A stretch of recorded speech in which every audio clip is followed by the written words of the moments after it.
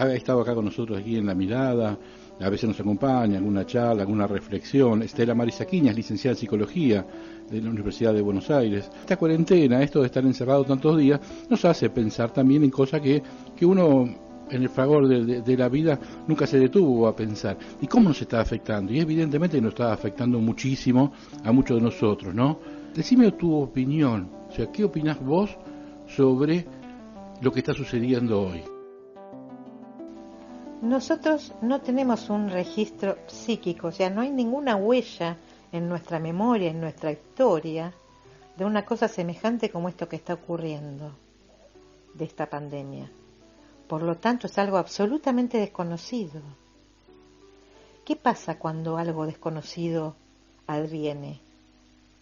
Existe este tema de la ignorancia, de no saber de qué se trata. Y por otro lado, empieza a suscitar temor.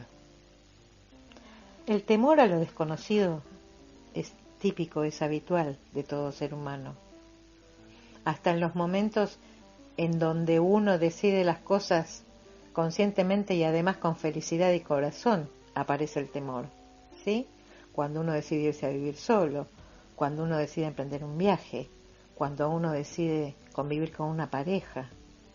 Son todos proyectos de felicidad que encierran en el fondo un temor, porque uno se encuentra con algo desconocido. Entonces es absolutamente humano. El tema es que en estos tiempos de pandemia, el temor es el temor a lo desconocido, también es el temor a la enfermedad y también el temor a la muerte. O sea, es muy fuerte. ¿Qué pasa con este temor? El temor se puede dividir o tiene diferentes ramificaciones. El temor, por ejemplo, que tiene que ver con el miedo, puede generar angustia y también puede ayudar a prevenir, porque si uno tiene la porción necesaria de temor, porque tiene noción de la realidad que está viviendo, esa pequeña porción de miedo lo va a ayudar a sobrevivir porque se va a cuidar. Esa es una parte del miedo. Otra parte del miedo, del temor, es el pánico. Ya cuando uno entra en pánico se desorganiza la personalidad, tiene síntomas, puede llegar a la hipocondría. Y esto no es bueno, primero porque la persona que lo pasa sufre terriblemente. Después porque en el entorno en el que está o lo que hay que movilizar para atender a esa persona, que en realidad está así por síntomas psíquicos, es muy costoso.